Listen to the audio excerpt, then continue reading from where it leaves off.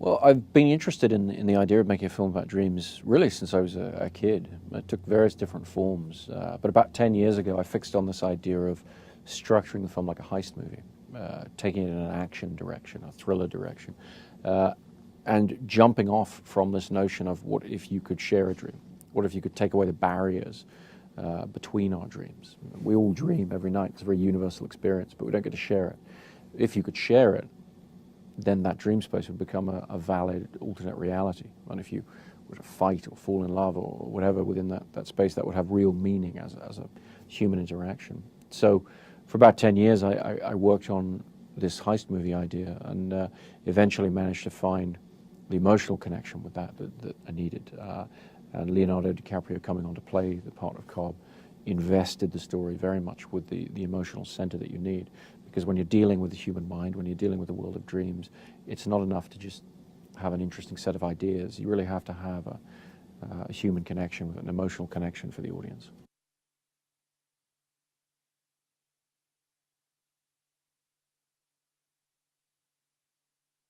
I'd been wanting to work with Leo on something for years, and we would meet on different projects, but nothing really came together. With Inception, I was finally able to convince him, and really what I had to convince him of is that the story needed his talent, not just his charisma, but his incredible acting talent to be able to guide the audience through a complicated world. And what he does and the way he approaches his characterizations is to really try and find the emotional truth of every action that character does and be true to that. And that has really elevated the movie. It's really opened the movie for the audience, and it was an incredibly important thing. Ken Watanabe plays a very interesting character in the film, and I'd worked with him on Batman Begins and found him to be a great pleasure, just a joy to work with. But also when you would see him in dailies, you'd see this incredible iconic presence.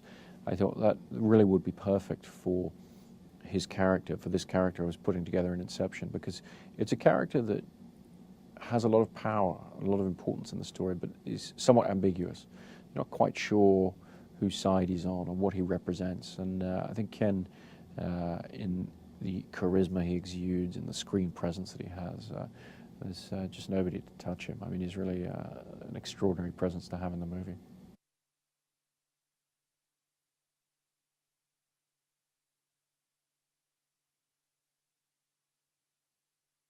On The Dark Knight, we'd shot in 3 different countries, and I enjoyed that process of moving the company around and shooting in real places. So we expanded that. We went to twice the number. We went to 6 countries on this film, and we did it, and we photographed as much as possible in camera on real locations, specifically for the reason that the idea behind Inception is that dreams feel real while we're in them. And so the portrayal of dreams in the film had to be realistic. It had to feel to the audience. It had to have the textures of everyday life, of reality, in order for us to invest in these alternate realities. And so it was very important that when we were using visual effects, we were using them for what they're best at, which is enhancing things that we've shot in camera. So we put huge demands on our physical crew in terms of what we needed to shoot in camera. But these were, a lot of these guys I'd worked with on the Batman films, and they were really up for an amazing set of challenges, and they rose to it at every turn and did some things that I just found extraordinary to watch.